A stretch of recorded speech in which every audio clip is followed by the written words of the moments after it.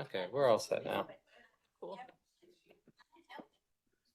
Then when you guys are done, just hit leave meeting and all of us will stop recording and stop broadcasting, and then you can shut down the computer and everything else will sort of turn off on its own eventually.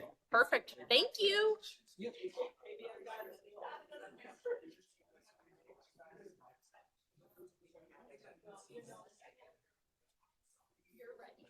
It's recording and everything, so whenever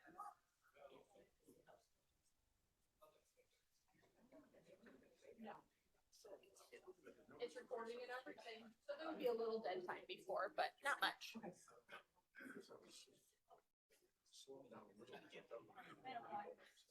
There might be, but I'm gonna go check. Do you want me to shut that? I don't think anything crazy is going on. Oh, Chris, you want me to read this? Wait a minute. Yeah, I'll do it here. Because you got the remote. You have the other one? Or are you going to use this one? I'm gonna use that one's on. And it is being recorded. Good afternoon. So we have some women basketball patrons here, right? I saw Marie at the game on Saturday. What an exciting time and how appropriate that we're having this talk with a strong supporter of the UT women's basketball. Chris is, let me just say a few things about her. If you probably know her, but how can you miss her? She worked in assistant to the president for so many years, including Frank Horton during my time. 40 years as UT employee, retired in 2017. But she was in the advancement office before that. She worked with 4 presidents: Driscoll, McComas, Stepler, and Horton. Oh, the memories, right? The memories we're thinking about. Those were the days. Undergraduate degree from Adrian up the road, associate degree and education degree from UT. Took advantage of that employee degree business, as many of us do. Many awards: Outstanding Alum Award in '92, Outstanding Thesis Award, Honorary University Ambassador. She's been very supportive of the women's basketball team. If you haven't read the articles about the vest, the vest that the players are wearing, that she contributed that to our entire women's basketball team. Great stuff. One of 5 finalists, the International Secretary of the Year, served on many boards. She's been past president of the Associate Administrative Professionals, and she was immediate past president before me in UTRA here, so hosting so many of the things. Glad to see board members here. To remind you, some of you owe articles to our head up there. Barb Floyd is doing the newsletter, and we are recruiting people to run for offices for UTRA next year. Sorry that I'm interrupting you doing this, but this is business. This is business stuff. But without further ado, let's hear from Chris and Italy and Greece. All right. Okay, this trip with the University of Toledo women's basketball team was in August of 2019. And let me make sure I've got this right here. Okay. The team gets to take a trip once every 4 years. And these trips for the team and the like the coaches is all paid for by private donations and fundraising. No state money is spent on that. Those of us that go on the trip with them, and they don't make it open to hundreds of people. It's just a small number of people that get to go. We have to pay our own way. And this is a 10-day trip. And I think my cost was around $6,300 for 10 days. But that covered airfare, hotel, at least 3 meals with the team, and all the bus transportation and all the trips and tours. So really all I had to take was my mad money. We set out early one morning from the parking lot next to Savage Arena. 2 big tour buses loaded up our luggage, and away we went. We headed up to Detroit Metro. And there we are. We caught a Delta flight that took 7 hours and 45 minutes in the air. And we landed in Amsterdam in the morning. And we had to really hustle between the Delta section and the KLM section. It was like a mile, and we were running and trotting and hurrying along, and we still had to go through customs. So it was kind of a tight squeeze, but we finally got on that KLM flight to Venice, and we flew over the Alps. It was a clear day. I must have taken about 40 pictures and they all looked the same, so I just picked a few. We landed at the Marco Polo Airport and our tour buses met us there. And I think that's where there was two young Italian fellows that were with us on this whole trip. And their job was to make sure we were in the right place at the right time. They handled luggage and, you know, they could serve as interpreters if needed. But really, the only persons I ever heard speaking Italian were the bus drivers. So, you know, everybody spoke English where we were. But anyway, the bus took us down to the docks and we boarded this water taxi. And it was really a much bigger boat. There was a downstairs to it too, but a lot of us been outside. And we drove across the bay to the city of Venice. And Venice is 118 small islands separated by canals and over 400 bridges. And the city itself dates back to 10th century BC. And it was a major financial and maritime power during the Middle Ages, and it was a staging area for the Crusades. As we're driving across the bay, we saw these buildings. We were headed to this area right in here, which is San Marcos Square. But those were a couple of the buildings we saw along the way. When we docked, I took this picture right here. That is a private yacht. And we saw some really even bigger ones when we were in Capri, but that's a private yacht. And then over here, there must have been about 8 cruise ships docked. And I don't know how many people can get on a cruise ship, but a lot of people. And there were a lot of people in San Marcos Square. We walked along, wait a minute. Okay. Yeah, we walked along here, along the water's edge, and then we went into San Marcos Square right about here. The first thing we did was to go to this restaurant where we had lunch, and it was fresh pasta. All the pasta, we ate a lot of pasta in Italy, to the point where when I got home, I did not want to see any pasta. But the pasta that we had was all fresh. It didn't come out of a box. It wasn't Barilla or Mueller's or whatever. It was all fresh pasta. So we had a nice pasta lunch with a salad and some really good chocolate dessert. I don't remember what it was, but it was really good. When we got done, well, oh, and another thing, all the waiters were older men in white coats. Now, 3 of the people that went on this trip are sitting right down here too, so you'll see them in some of the pictures. Anyway, once we left the restaurant, we divided into 3 or 4 groups, and we each had a tour guide. And all the tour guides we had would walk around. They all held umbrellas up so you could see where they were, because there were so many people. And we also got like a little transistor radio that we got to wear around our neck with little earbuds, so that we could hear the tour guide. And we went into San Marcos Square. And, oops. This right here, this is what it looks like all the way around the edge of the square. And these were like retail shops, like a clothing store, or a jewelry store, or whatever. And up above were government offices, and there was one that was partly a library.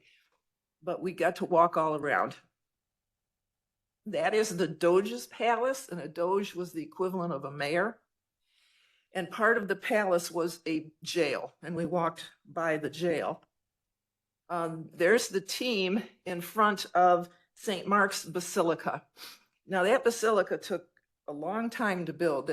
You know, these buildings were started and hundreds of years later they were finished. So it took a long time to build them. And you'll see up here, you can't see them too well, but you might be able to see them in the next picture. Right here, there's horses, and up here. Those are replicas. The originals are now inside the building. And I was told they were solid gold, but I have a feeling that they were actually bronze with maybe gold plate. Anyway, but they moved the horses inside to get them out of the elements. And, you know, these, whoops, these right here now are replicas. This is going by the jail right here. We looked in the bars, but you couldn't really see anything. Couldn't see any prisoners. The square is really huge. And over here was an outdoor restaurant. There was a band playing and there were a lot of pigeons walking around. And in the square, you could see the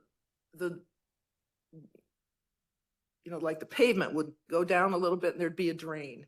And that's where the water would be if it filled up. And I think it was a number of months later that actually that part of flooded.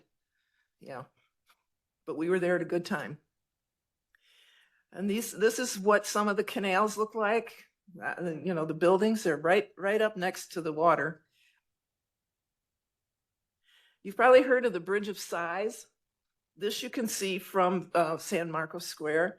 The reason it got that name is when prisoners were taken out of the jail to go to their execution in San Marcos Square, they crossed this bridge and they could look out those windows and see the platform where they were going to be executed. So that's how it got the name, the Bridge of Sighs. I don't know if they were hung or not. I just threw that in for laugh. And you can't go to Venice without going on a gondola. And we did get gondola ride. And all the gondoliers, the guys that steer the boats and everything, they work for a company, but they own their own boats and they can decorate them any way they want. Some are plain, some are really elaborate. But I will tell you, when you get in one of these things, they're much like a canoe. And if you've got people like right here in the center and they start flipping around to look, that boat just starts going like this. And I asked, you recognize it? That's before I had white hair. Anyhow, I asked the gondolier on our boat, I said, have you ever tipped over? And he said, oh yeah. Okay. And I said, how deep's the water? Because it was very murky and you couldn't see the bottom. And he said, that's about 6 feet. And I got sitting there thinking, telling the people in the front here or in the middle, and I was one of the ones in the middle, but I wasn't moving much. I said, quit turning around. We're going to go over. And I used to be a certified lifeguard, but I didn't want to pull that out of my hat and have to do that. So, but it was fun. It was, one of those things that you can say you did, on your bucket list. There's a couple scenes that we saw along the way. And then when we got done, we had to have a snack before we got back on our tour, got back on the boat to go across the bay to our buses. And these little shops were all over and they had all kinds of stuff. It was hard to decide what to get, but the 3 people in the front row here all got gelato.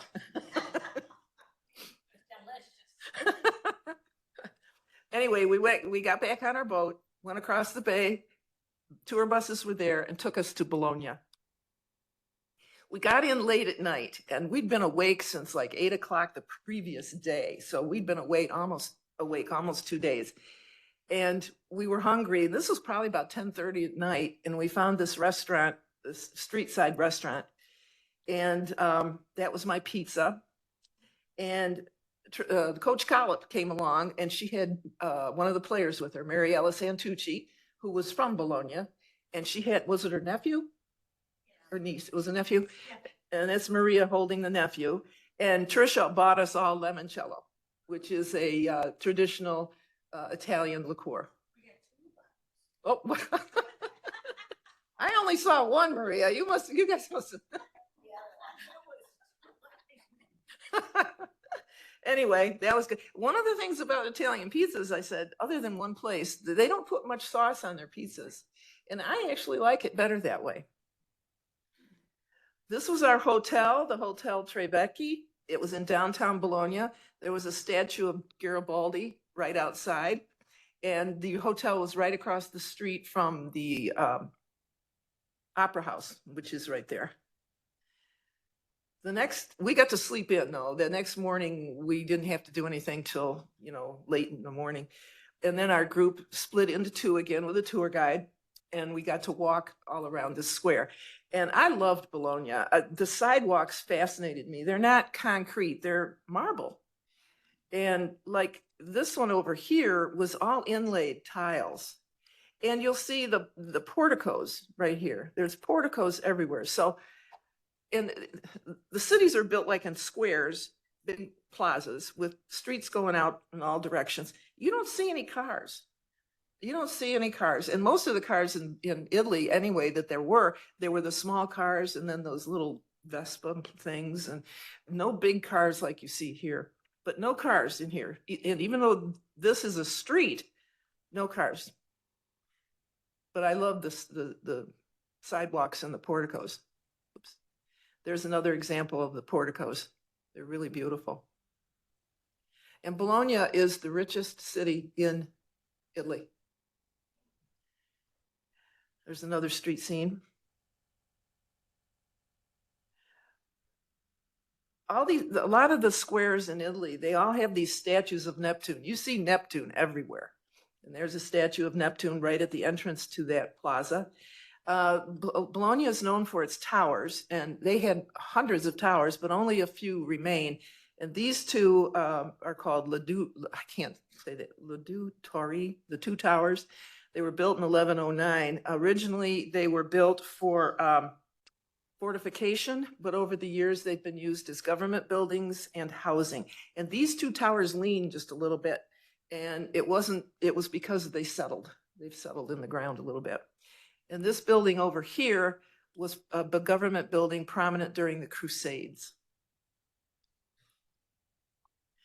When you go down one of these side streets, you see markets like this. They're really small, but you can go down and get, there's a pasta shop, a fruit and vegetable, meat and cheese, all kinds of shops. And most of the people in Italy live in the cities, in apartments. They don't really have suburbs like we do. So these people, if they're not tourists, if they're Italians, they're on their way home. They'll stop and, pick up what they want for dinner and go down the street, go through a door and up to their apartment. But that was really neat. And there's no vehicles in this area whatsoever.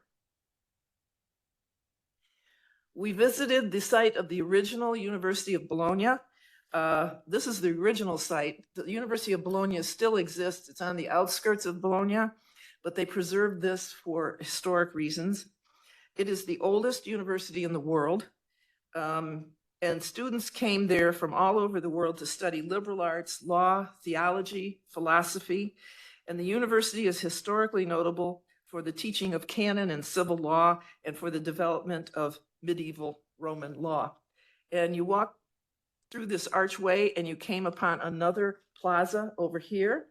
And these doors right here were the classrooms. And you'll notice up here and over here, all these crests, they're family crests of the students that went there many, many years ago.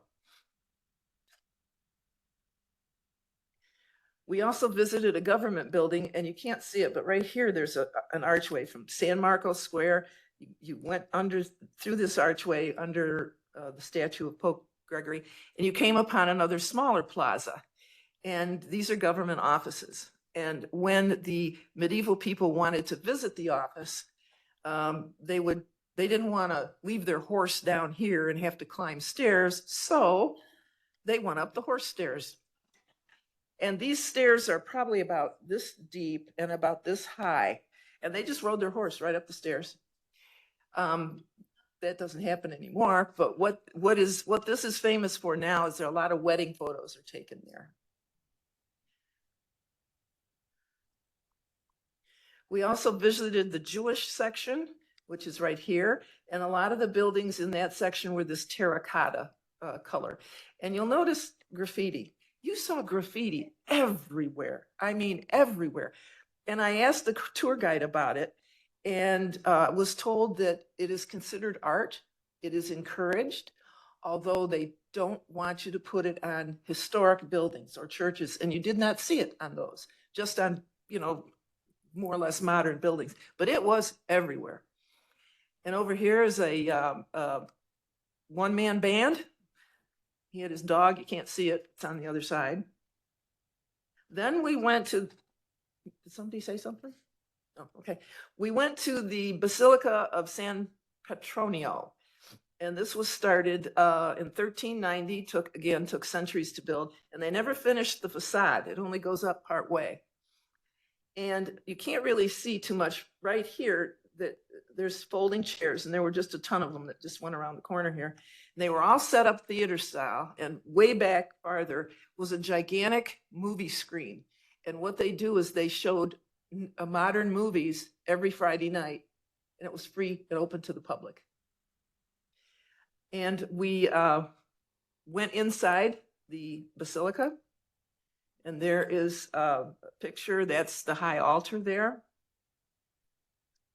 It's really a huge building. All around the perimeter of the room are these little niches that in medieval times, Middle Ages, wealthy families would purchase this area and use it as their private chapel. And they decorate it any way they wanted. And some of these niches are highly decorated, and some of them are very plain. As you can see, this one on the right there is very plain, but they're all over. I can't remember how many there were, but, Yeah, there were lots of them. And one of them is actually the tomb of the saint, and that is the tomb of the saint right there. This is the meridian line. This is the longest meridian line in the world. And what happened, whoops. What the heck? Right, there we go. Right up here, there's a little hole. And what happens is the light from the sun shines in the hole down onto this line. And then as the seasons progress, the light goes all the way. So the people could tell what time of year it was, when to plant their crops, and when to harvest. And that is the meridian line. It's right inside the basilica. That is a replica of the Shroud of Turin. It's not the real one. And then there's another shot of the inside of the basilica. That was our morning tour. In the afternoon, our group went to a cooking school. These are pictures from both groups. We went to this cooking school and we got to make pasta from scratch. And that was a lot of fun. That's me making tortellini, and that's tortellini over here. And once we made it, we got to eat it with a meat sauce. And then there was some kind of dessert that the school provided along with a glass of wine. And that was a lot of fun. That night, we played a basketball game versus the Bologna All-Stars. Universities in Italy do not have collegiate teams like we do. They have people that during high school, they like to play basketball, and they just come together and form clubs. And I'm not really sure how that all works, but I'm pretty sure that from the different clubs in the area, they picked their best players to form the All-Stars. So we played the Bologna All-Stars. This person right here is Mariella Santucci, and she knew a lot of these girls because she played with them. We won. And one of the neat things was when it was over, all these little kids over here came running up to our players and asked for autographs. It was really cute. And then I think it was this one that we went to dinner with both teams and everybody. We all went to dinner at this one restaurant. So, and when you watch basketball there, they don't count fouls. They don't, it's just a free-for-all. And no air conditioning, no. We played in a gym, and it's very, very hot in there we were there in August. And they didn't really have like a little restaurant area or concession stands, but the parents of the Italian players all made home-baked goods that were available to everybody. So that was nice. No charge. No charge. From Bologna, we took a day trip to Florence, and our bus driver stopped at this overlook, and the city just fades into the horizon. It is absolutely enormous. That's because all the people live in the city. They don't have suburbs. And one of the highlights of Florence, of course, is the Duomo. And this is made with that green and pink and white marble. And that building is absolutely gargantuan. I so wanted to go inside, but you can see down here, there's like 5 or 6 people deep this way. And that line stretched all the way around the building. And we were told at the time that if you wanted to get in to see it, you'd have to wait in line over 2 hours. So we took pictures of the outside. Also took pictures of this basilica, and you might recognize a few of the famous people buried there. And look how long it took them to build that particular facility. Florence is the leather capital of the world, and the whole city smells like leather. And they have these outside kiosks, and then they have really small little shops that are probably not even a fourth as big as this room. There's just leather everywhere. And that boar right there was in front of one shop, and it was considered good luck to rub his nose. One thing I noticed in front of the Duomo and in front of the portico for statues were these army guys carrying machine guns. I saw them in Bologna too. Did you? I didn't see them in Bologna. I must have missed that, but I did see them in Florence. And these were the only two places I saw them, were in front of the Duomo, in front of the portico of statues. We visited the palace of the Medici family. The family was an Italian banking family and a political dynasty that rose to prominence during the 1400s. And their wealth came from the textile and wool trade. And the family produced 4 popes and dominated politics. And for a while, they were the wealthiest family in Europe. And this is their palace. And that's one of the rooms. There's a courtyard and a statue of the last Count Cosimo. You may have heard of the Ponte Vecchio Bridge, a very famous bridge in Florence. This part right here is probably, well, it's a reconstruction of what was once there. But these right here are the original Roman piers. And they date back to 996, what is it? BC. So they're pretty old. And it's a fairly big bridge and a very famous bridge. Then we went to the Piazza della Signoria. Again, there's old Neptune. And this statue is right here. And this is this is the portico of statues right here. I really liked this part of the trip. You probably recognize this one statue on the right. That is Statue of David, created in 1510 by Michelangelo. It is 17 feet tall. And this other one is a statue of Hercules and Diomedes by Bendinelli, created in 1540 as a counterpiece to the Statue of David. These are not the originals. No, these are not the originals. They are exact copies. The originals are now in the museum to get them out of the elements, but these are exact copies, 17 feet tall. The originals in that museum that Yeah. that we were in front of. Yeah. But they made these exact copies that are outside. And this is the portico of statues, which is really cool. They have all these marble statues, and they're bigger than they look sometimes. There's one picture that will give you some idea of the size of these statues. I don't remember the names of these, but those are a couple of the statues, marble statues. The one on the left here is Perseus with the head of Medusa. And this one over here, you can see there's some people, so you can get an idea of the size. This one here was carved out of a single piece of marble. And it is called the Rape of the Sabine Women. And there's a little story behind it. These two men were early Roman. This is a depiction of 2 early Romans shortly after Rome was founded. They didn't have any wives, so they went to the Sabines and they kidnapped some. So back then, kidnapping was called rape. It doesn't have the same connotation that we have of today. So that is the Rape of the Sabine Women. I can't remember who actually carved that. And there's a couple more street scenes from Florence. The very ornate merry-go-round, and you could hire a horse-drawn carriage if you wanted to. Some of us went to this small little restaurant, and that was my meal. It was fresh pasta with crab. And when I ordered it, I'm thinking crab leg. That little meatball there was the crab. And it wasn't worth the effort to get it out, but the pasta was really, really good. Our bus went back to Bologna. The next day we caught a high-speed train from Bologna to Naples, and that's our train coming into the station.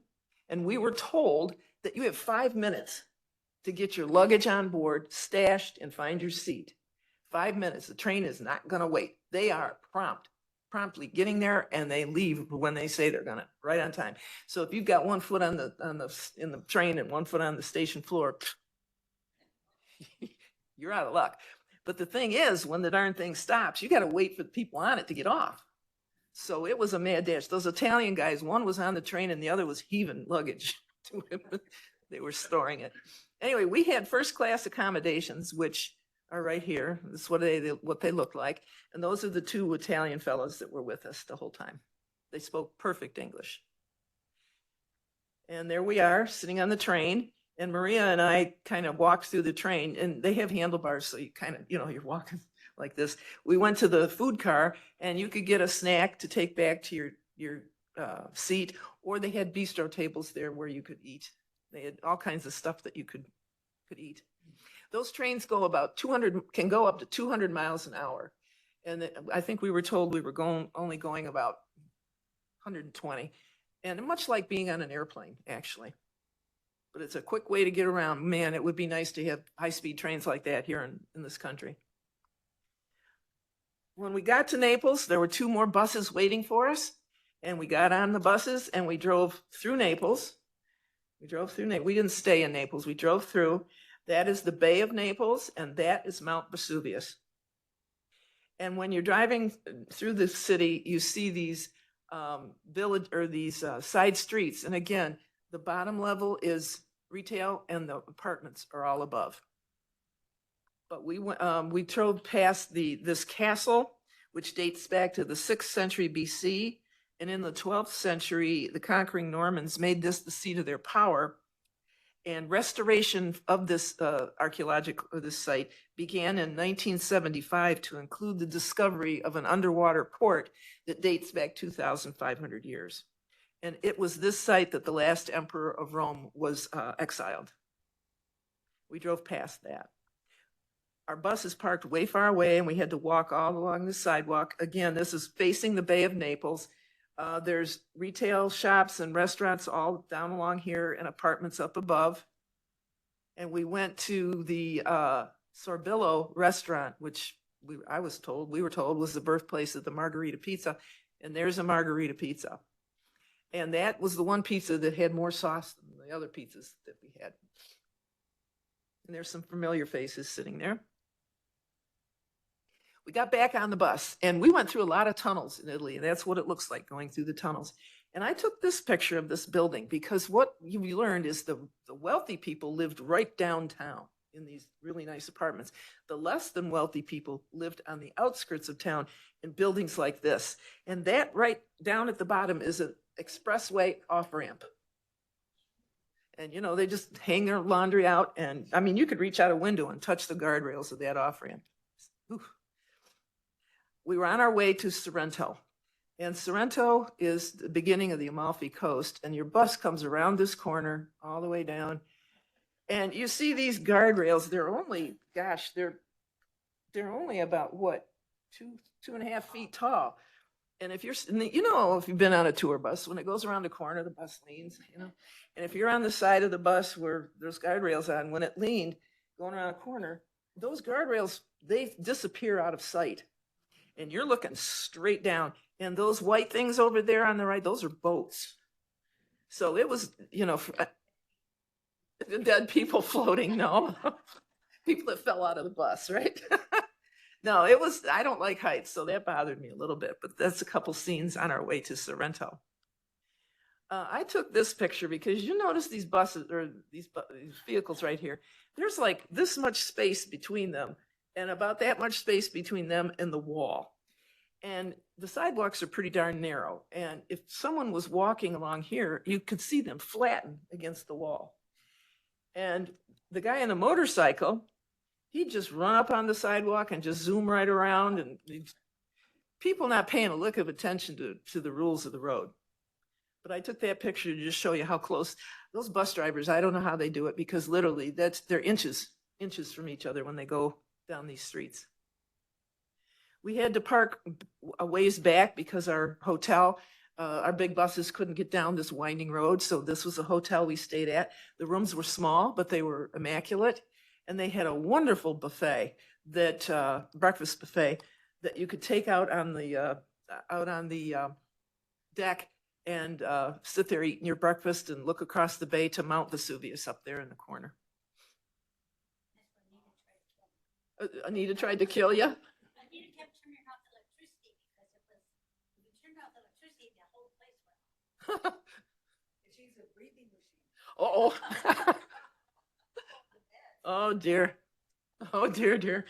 Anyway, here's a couple more street scenes from Sorrento. And I took a picture of this building on the left because I thought it was really interesting. And that's a tour bus down below, and you can see how narrow the sidewalks are. And I asked the bus driver here because I saw these cars just zooming in and out around, and they weren't paying any attention to the stoplights or the stop signs. And I said, don't people pay attention to the rules of the road? And he goes, merely suggestions. He said, Italy driver, don't worry, be happy. I never saw an accident. Now, when we went to Greece a couple years later, it was the same thing, but I did see an accident there, but not in Italy. And at that time, this was in 2019, at that time, gas in Italy was the equivalent of almost $7 a gallon, you know, and we weren't in the US, weren't paying that much. A bunch of us decided we wanted to go to a nice restaurant one night, so we hired a driver who, that man drove like a bat out of Hades. And I swear he took a couple corners. We went up to the top of the hill for this restaurant. We took a couple corners, I swear, on two wheels. And we were bouncing around in that taxi van like marbles. But anyway, yeah. Yeah. I think Maria was the one that said it was better than a ride at Cedar Point. Yeah. Anyway, we went to this restaurant called Donna Sophia's, which was founded by Sophia Loren. And it was a really nice restaurant. We were out on the patio with the lattice work and the flowers all around. It was really nice. We were given a complimentary hors d'oeuvre. I have no idea what it was. And that was my meal. It was sea bass on a bed of watercress with a lemon cream sauce. It was really good. And there is the chef came out to welcome us. It was really nice. Yeah. Okay. We had one day in Sorrento, which was a free day. You could do what you want. And there was only about 5 of us that say, we're this close to Herculaneum and Pompeii. We can't pass this up. You guys went, but you went separately. But there were 5 of us that we hired a driver and a guide, and we spent our day in antiquity. And Pompeii and Herculaneum, they're right here. There's Naples, and they're just right here. They were Roman port towns, and Herculaneum was more of a resort town for rich people than Pompeii was. And that volcano had not erupted in centuries. In fact, the people there probably didn't even know it was a volcano. Italy's in an earthquake zone, so things, they were used to rumblings and shakings, and, they had a little bit of that the day it erupted, but they didn't pay any mind to it until about noon. And this was in 79 AD. That mountain or that volcano absolutely blew its top. There was a sudden explosion, and it spewed forth a cloud of superheated rock fragments and particles that went up in the atmosphere as high as 35,000 feet. And the hot molten rock and pumice and hot ash was spewed forth at about 1.5 million tons per second. Now, we know a lot about what happened at that time because of Pliny the Younger. And Pliny the Younger and his uncle, Pliny the Elder, were on an island just off of Naples. And Pliny the Elder was the commander of the Roman Navy. And when he saw that go off, he set out with a group of ships to go to Pompeii, which is probably down around here somewhere, to see what he could do. But he landed probably in this area, and he got caught and he died. But his nephew stayed on the island and documented everything that he saw. So we know a lot about what happened. The prevailing wind in this area is usually this way, but on that day it was this way. So when it exploded, all this hot ash and stuff just rained down on Pompeii, which is right here. And the people didn't really, they thought, oh, this is going to go away. So they just went indoors. Some of them escaped south, but they never really made it. But the people just thought it was going to go away. So they went in their houses and kind of hunkered down. And the people in Herculaneum just went outside and watched because it wasn't affecting them at that time. But within 18 hours, Pompeii was covered, every lick of it, except for a small portion, which I'll show you. It's buried in ash. And many of the people the smart people in Herculaneum decided, we're going to get out of here just in case. So they got boats to Naples. The rest of them went down to the docks and hid in these, waited for the next boat to come. They didn't make it because the real killer came later in the day when the pyroclastic flows hit. Now these pyroclastic flows are superheated flows that roll down the slopes. This is pyroclastic flow at around 80 miles an hour. And that added another layer on top of Herculaneum, or on top of Pompeii, and buried Herculaneum. And these are a mixture of hot ash and toxic gases reaching around 1,300 degrees Fahrenheit. People were instantly skeletonized, boiled alive instantly. Now, these eruptions lasted about 18 hours and released 100,000 times the thermal energy of the Hiroshima and Nagasaki bombs, completely burying the two cities. And these cities, there was nothing left. It was all covered. So the cities became lost and forgotten until around 1600, when a farmer was drilling a well in the area of Pompeii, and he came across Pompeii. And archaeological excavation began in earnest about the 1700s and continues to this day. Pompeii covers about 170 acres, and around 40 are left yet to be uncovered. Our first stop was in Herculaneum, and Herculaneum is much smaller. It was a rich town. They had underground plumbing, underground sewer systems, underground water supply, as the rich Romans lived there. But only about 2/3 of the city has been excavated, and 1/3 of it will never see the light of day because right here, Pompeii extends underneath modern buildings. So they cannot excavate. They can go just so far, but they don't dare undercut, the buildings up above. But this is what an overview of Herculaneum. And this you can see is the depth of the pyroclastic flow. I wish there was a person in there to give you some idea of the scale. But this building right here is right along in here. And you walk down here and you can see skeletons in these alcoves. Those were the people that were waiting for the next boat, but didn't make it. The shoreline of the Bay of Naples came right up to here, but now it's about 2/3 to a mile farther out because of the pyroclastic flows. They have a small museum at Herculaneum. This was a carbonized boat, and this was a skeleton of a woman with her jewelry. This was a dining room.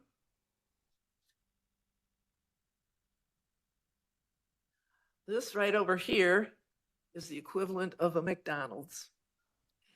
It was an outdoor area where people could come and buy soup and stew on their way home.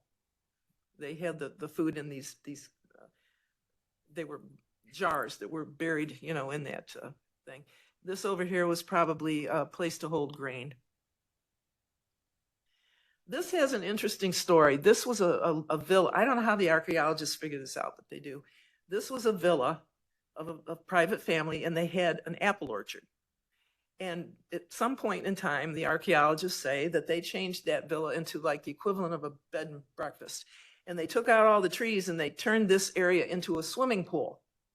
But when the archaeologists got here, they found buried here the seeds from quince apples.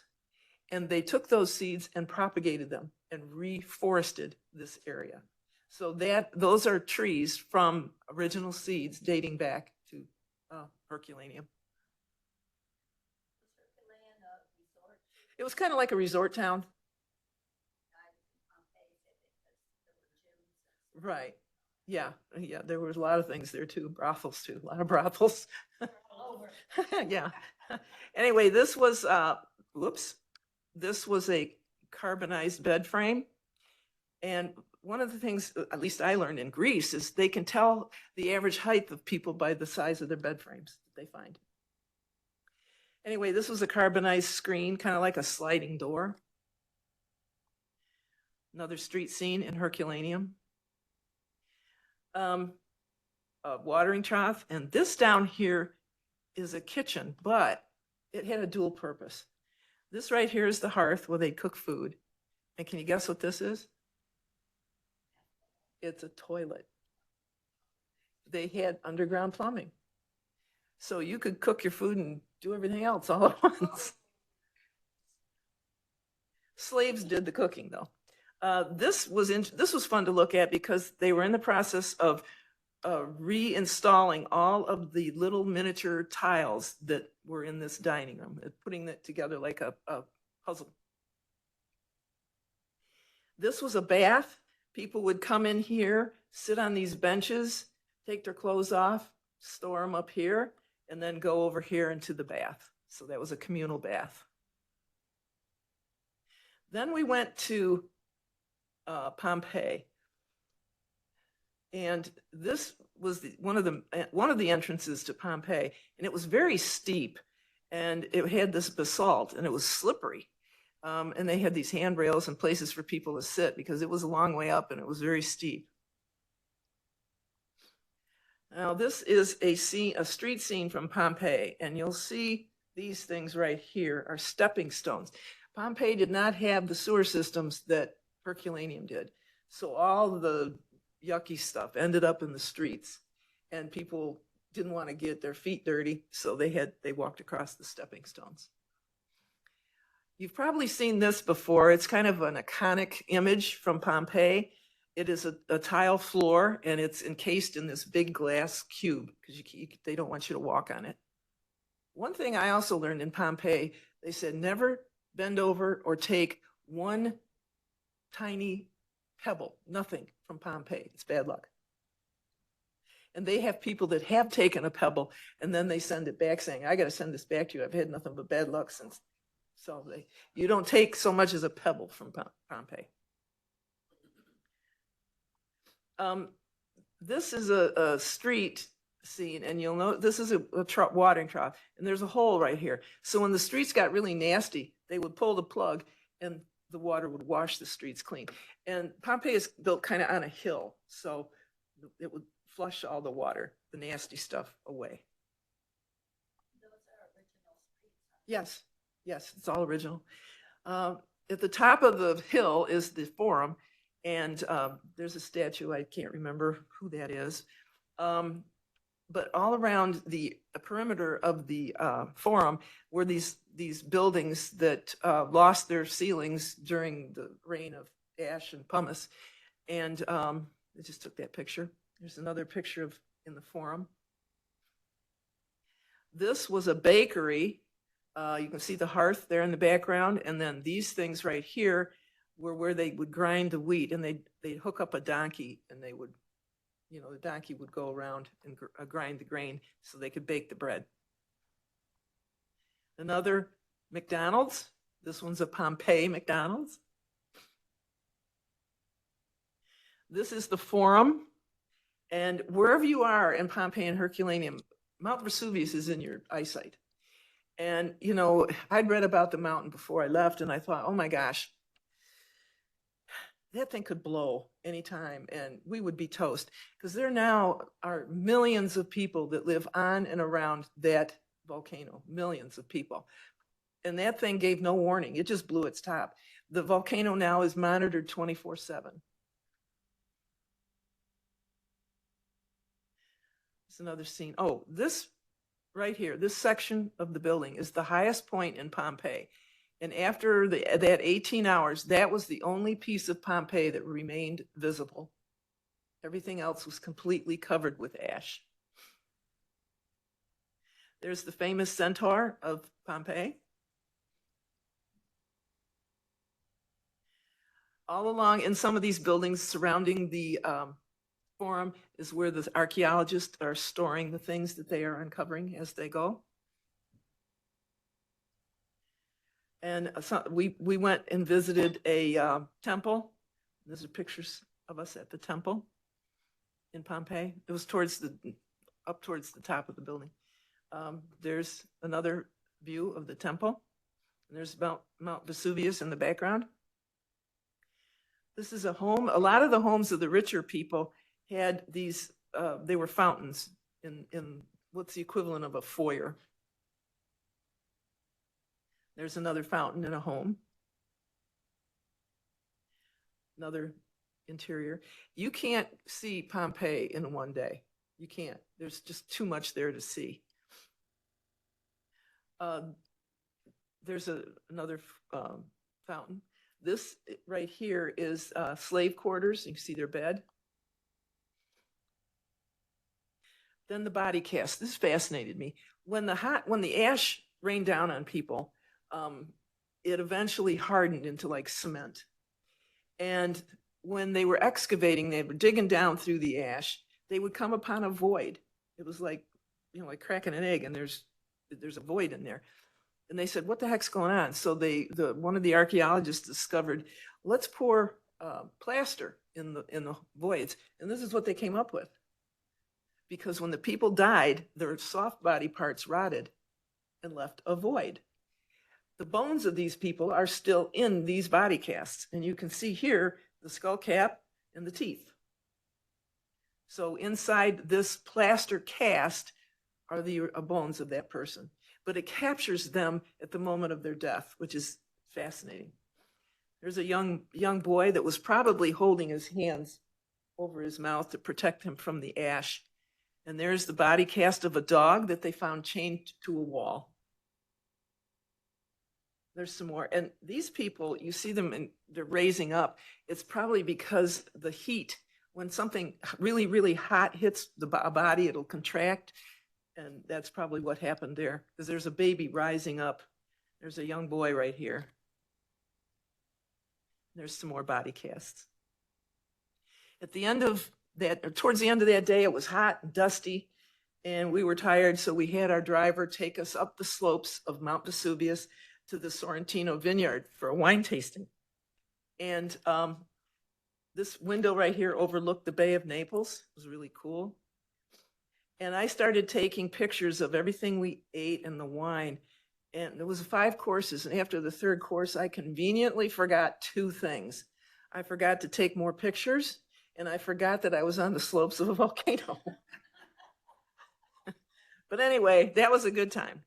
And we had a designated driver too. So we played a game that night against the Sorrento All-Stars. And again, we won the game, even though they were, I remember Micaiah Black come running over to Trish Combs, goes, she fouled me.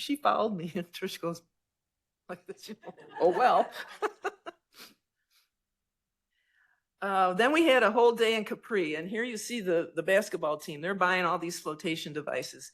And we had about 5 or 6 of these boats that held about 5 people each, and we kind of divided all up and got on these boats and took off for Capri. This is Roman ruins up here. We passed those on the way to Capri. We drove all the way around Capri, and this is pretty much what it looks like all the way around. We came upon the sea stacks. They don't look very big from a distance, but boy, are they big. They're close to the shore. There's boats going underneath them. And our boat did go underneath it. We also stopped at this place. It's not, you might think it's the Blue Hole, but it wasn't. We just, a nice place to stop and take a look up close. And everybody got to go swimming. Then we went to an area of Capri that had a lot of restaurants and, the more habited part of the place. And our boat had to park way out here, and we took rubber raft taxis in to shore to go to this restaurant. And that's my meal. It was ravioli. It's really, really good. And some of the people took these trolley type things to the top of Capri because there are Roman Roman ruins up there because Capri was where the Roman emperors vacationed. I had gotten a little queasy on the boat, so I kind of stayed. I didn't go on that part of the trip. Then the next day we took off from Sorrento to go to Rome. And again, I took this picture because the bus went all the way up and around here. We stopped at a rest stop along the way, much like the rest stops on the thruway, but oh my gosh, they were so much nicer than what we have here. They had gift shops, they had restaurant. I mean, they were in pristine, beautifully landscaped. And I took a picture of that bag of chips because I'd never heard of Crick Crock chips. They tasted just like Lay's. When we got into Rome, you'll see that's what I would call the burbs. That's the only place I saw that was outside of the city that could have been considered suburbs of Rome. And then you see, we started seeing more of these umbrella pine trees. We drove over the Tiber River and we drove past the Circus Maximus. Now, the Circus Maximus was the ancient Roman chariot racing station. It was 2,037 feet in length and 387 feet in width and could accommodate 150,000 people. It is now a park, a city park, or public park. This right here, whoops. This right here was a shrine. You see shrines all over the place. I just took a picture of this one. And you'll see this building here. I can't remember. I think it was a church, but I'm not positive. You can see this white marble here. This white marble was stolen or taken off of the Colosseum.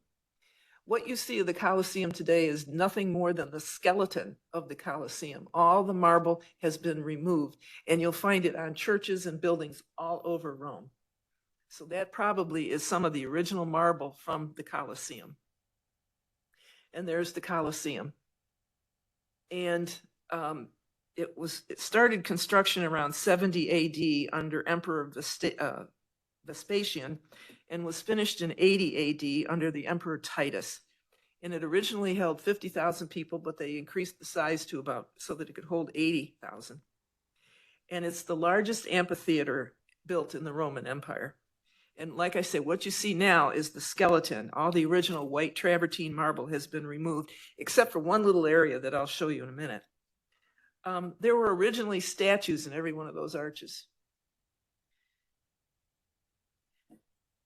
You can get an idea of the scale, these people down here. And this is just these are the levels. This right here, they were in the process of restoring some of these underground areas. And these underground areas is where they housed all the animals that they gathered from all over the world. Elephants and rhinos and hippos and giraffes and lions and tigers and bears. Oh my, you know, everything. Thousands of animals. And they would bring them up with pulleys. And at one time, maybe several times anyway, they would flood this area and they held sea battles in there. When it first opened, these spectacles and hunts and games were held 24/7 for months on end without stop. Can you imagine being an event planner at that time? And thousands of animals were killed in staged hunts, and the meat was butchered and given to the people for free. People could go to the games free of charge anytime. And one thing, you know, when you grow up, at least when I did, you see all these movies on TV about gladiators fighting to the death. That wasn't the intent. This is something I learned. Gladiators were prized soldiers. They were prized for their abilities. They were there to showcase their skills, not kill each other. Every now and then, one of them did die, but that was not the intent. They were prized people. And they were short. Well, everybody was short back then as compared to today.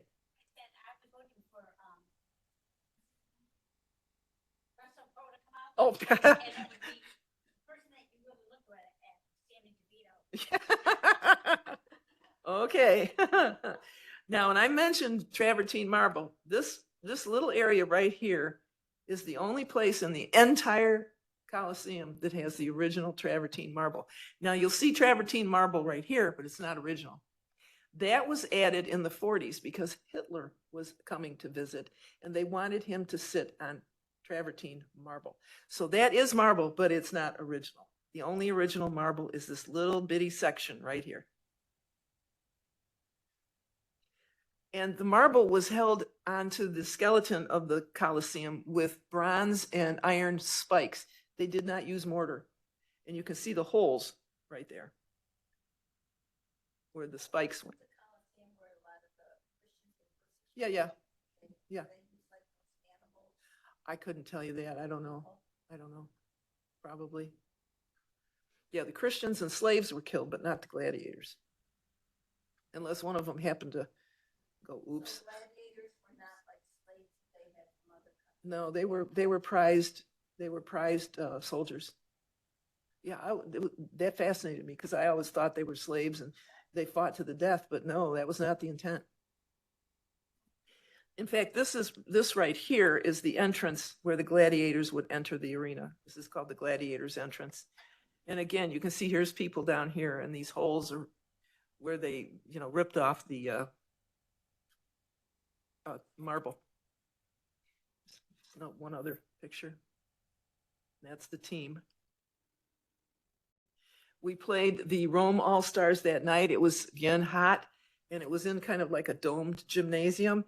And the parents of the Italian team cooked dinner for everybody beforehand. So we had dinner beforehand. It was nice.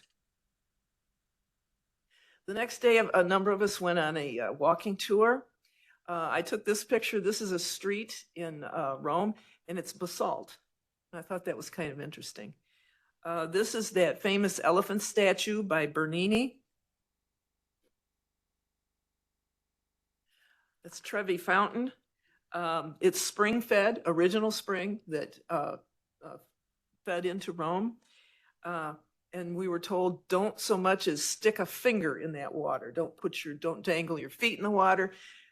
People throw money in it all the time, but don't try to go get change or get your money back. We were told you would be arrested, and the fine at that time would be $500 US if you so much as stuck a finger in that water. It did look like a nice place to go swimming, though, I have to admit. It's not that deep. And then there's the Spanish Stairs. There's 135 steps. It was built between 1723 and 1724.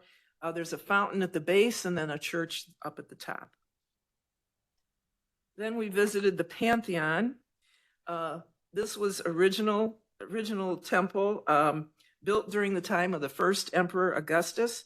And Pan means all and Theos means gods. So it was like the temple for the gods. And over the years, it burned down once, and then they rebuilt it during the time of the Emperor Hadrian. And it was used as a government building and a fortification. And today it is a Catholic church, and services are still held there. Thomas Jefferson modeled both Monticello and the Rotunda at the building at the University of Virginia after this. And there are several Italian monarchs buried here. And this hole where's my pointer? Oh, there it is. This hole right here is, it's probably about this big around, and it's open. And when it rains, the water comes in. And there's drainage in the floor around it. Gelato, man, I tell you, that's only, it was hard to choose. It was really hard to choose. I mean, that's just a fraction of what, your choices were. I think I had one that was chocolate and coconut, which was really good. It's like soft ice cream if you've never had it. Mm-hmm. Trish invited me to go to dinner one night with the team, and I had lasagna, and there's one of the Italian guys, I think his name was Andre, and that was Lauren Flom, right? Yeah, and she was turning up her nose at his steak tartare. We next went to the Vatican Museum, and if you've never been there, that place is enormous, and it has hallways going off every which way. And we had a guide holding up his umbrella. He never stopped walking, so you didn't dare get out of sight of him or you'd get lost. And the place is not air conditioned, and it was hot. Huh? Remember that you couldn't hardly walk? Oh no, it was packed. There were just tons of people there. And this gives you an idea of the size of some of these statues. And for me, it was visual overload. Now, this right here is in the hallway of the maps, I believe. And these were all tapestry maps right along in here, made hundreds and hundreds of years ago. But when you're walking down there with all these people, you're looking at the maps, you're looking at the ceiling, you're looking at the floor. You didn't know where to look. Everywhere you looked, there was something to look at. And it was just visual overload. It was just incredible. This is just one of the side aisles that went down, and they had all these little, descriptions. You didn't have time to read them. This over here is the actual tomb of Constantine, and he was the emperor of Rome who died in 337 AD.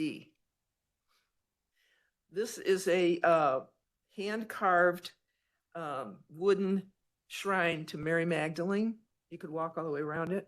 And the other picture is a Roman bathtub. Swiss guards.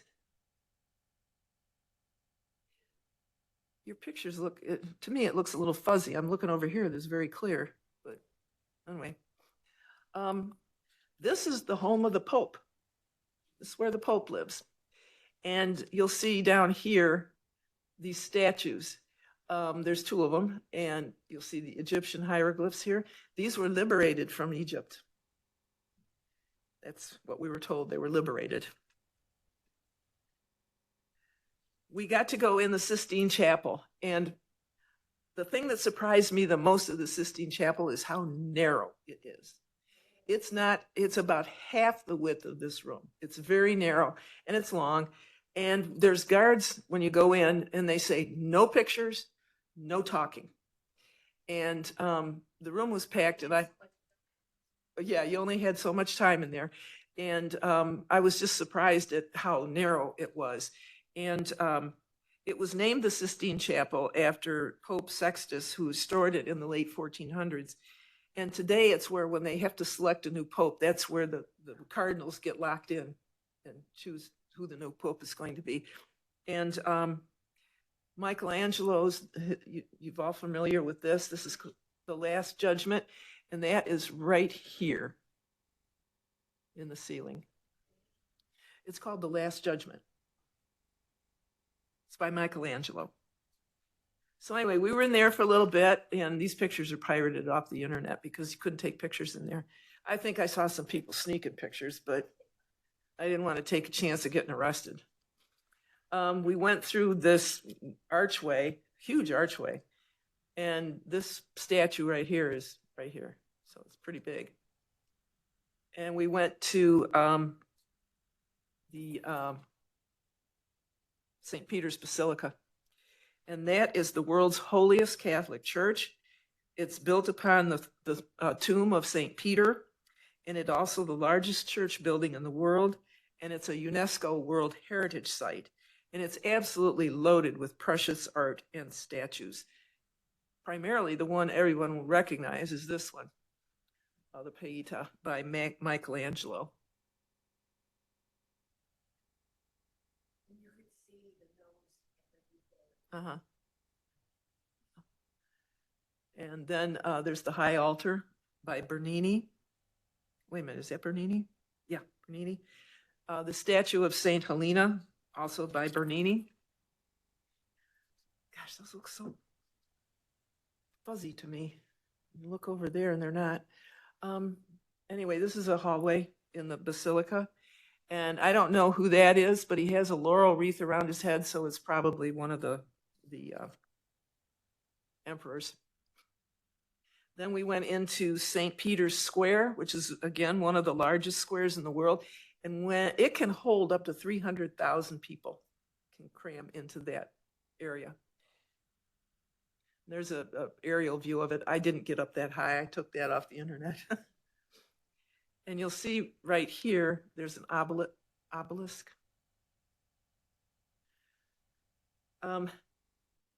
This picture right here, they said that somewhere, I think it's this window right here is where the Pope stands when he talks to the people.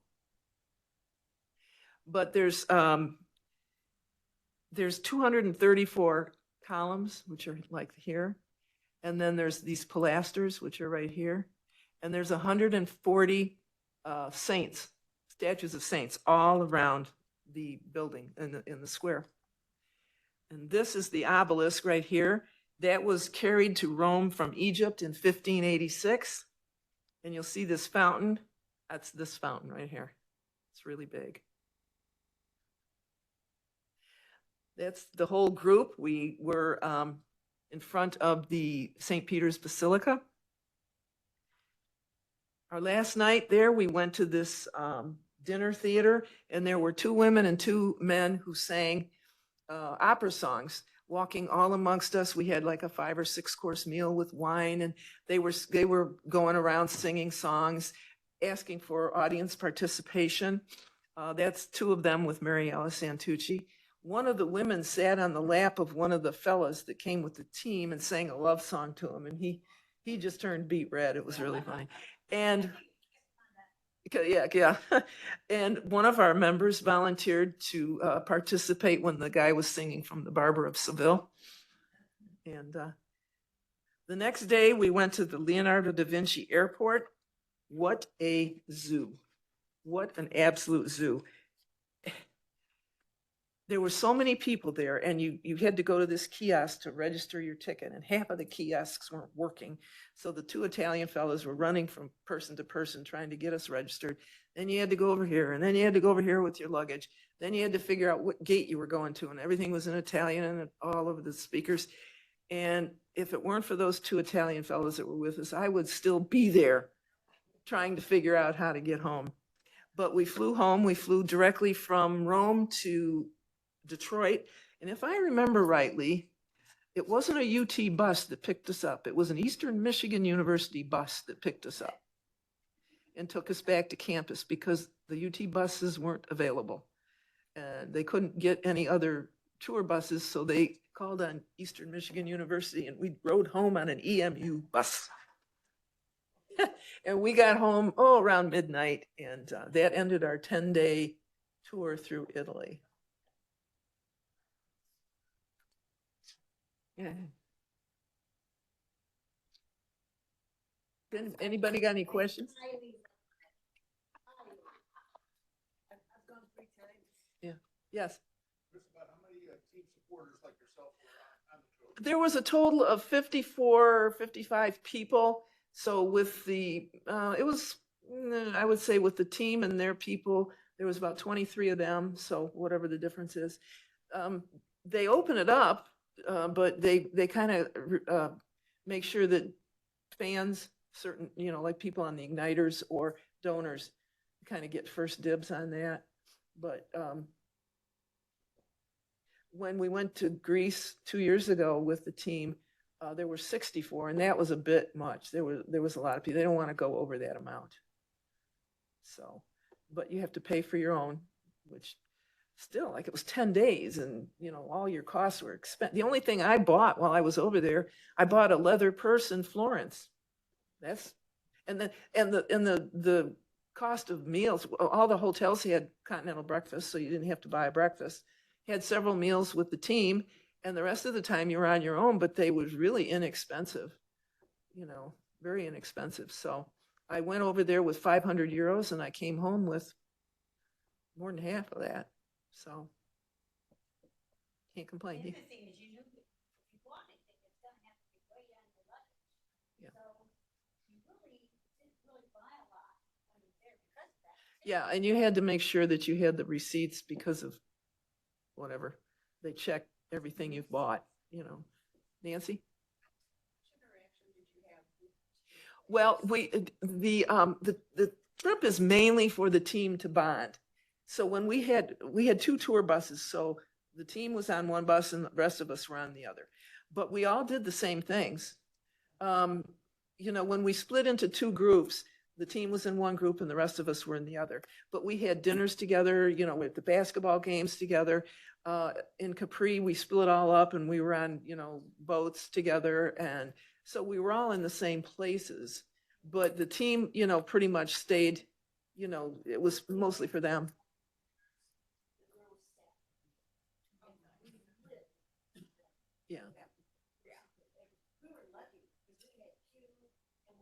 Sophie. So, Yeah, so like, we have one more. So you, it just happened that way, so. And, you know, it's just, so. when we went to Greece, a number of the parents went too. And my brother went with me on that trip, and we got to know Jess Cook's parents and Nan Garcia's parents, and Well, I think when we went to London, except on the story, the buses that they rented, they were supposed to give us two of them. And I don't know if you remember the tallest lady, what was her name? She's the one that went on to be a doctor. Nancy Kerrigan. No. What it was, her family came, and they were a basketball family. In this chair. So we had to come from the airport all the way into London.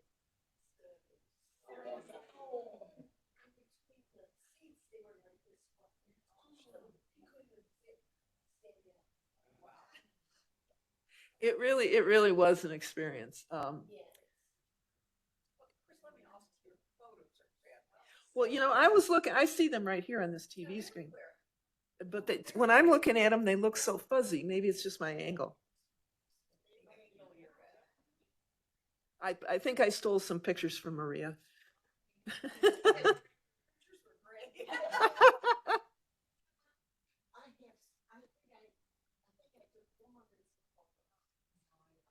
so many bills. And then I also went to Alaska and I did the same thing. We've got so many pictures, but you can't stop. But then you have to try to organize them again. Well, like I said, I went to Greece and with my brother 2 years ago when we went. They can go every 4 years. So I think the next time they can go is in 27, I think. Is that right? I think so. Every 4 years. Yeah. Yeah. Just one. Thank you. It was a delightful presentation. Thank you. Comment and then two questions. Yeah. The comment is for those who enjoy archaeology. The Toledo Museum of Art in London, except during the summer. Yeah. Has a presentation from the Archaeological Institute of America. For example, this past Friday was a Cambridge-trained U of M professor Mhm. who talked about homes 5th century BC. Yeah. In Greece. Yeah. I saw that. Which was really quite well done and well attended. So what do you think the team got out of this besides bonding? Well, it's really a great bonding experience, but it's one of the things is for them to experience another culture that they may never ever have a chance to see again, and to act, and then to get some practice time that they would not be allowed to preseason. Yeah, because they're allowed to play basketball there. Yeah. So just being able to fly to another country, it's easy to find them. Yeah. I can see how they run. Yeah, but they see the basketball team is only allowed to practice so far ahead of a game of the regular games, but when they're on these trips, they can. So they get a chance, but like, when you go to our basketball games and you see the jumbotron up there and you see the players' numbers and how many fouls they've got and how many points they've made and all this and that, how much time is left, you get a lot of information. But over there, they had one board and it said the time and the score. And they didn't count fouls. Someone could make 20 fouls and they didn't count. And you didn't know who had made 5 points or who had made 3 points or anything. And I can remember in Greece, it was the same thing. And my brother, when you do the girls go like this and they stop. Well, there they were going like this. A moving pic. And he said his comment was, I went to a basketball game and a hockey fight broke out. which is a bit like that because they did not count fouls. They just didn't. And I can remember Micaiah Black running up to Trish going, because the girl just shoved her. And it was a blatant foul, but you know, they just don't count them. So, but we won every game. Well, that was what I was afraid of. I'm thinking, gosh, they, you know, these all get away. I hope they don't come home with bad habits, but no. Yes.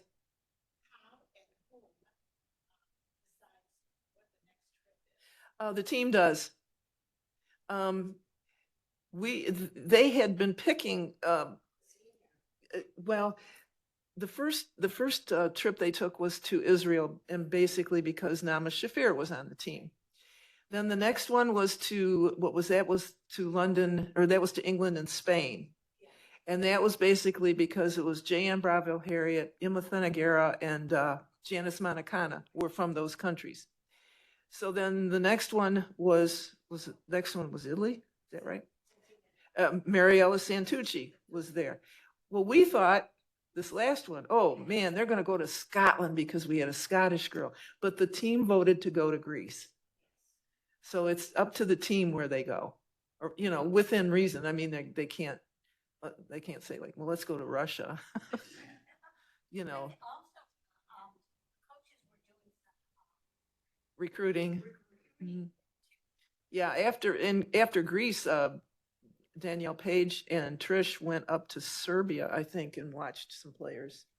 So, yeah, but it's the team that really kind of decides where they go. And they don't pay. That's a freebie for the team because their yearly golf outing and their yearly tip-off event, those are fundraisers for that trip.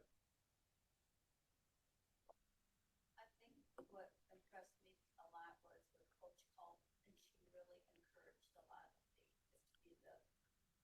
team to be ambassadors. Mhm. You know, that's what we did have contact with them, Mhm. and you know, she encouraged that. Yeah. Like she still did with the fans. Yeah, Trish is the one that brought in like the tunnel, but encouraged after the game, the players go up in the stands and greet everybody.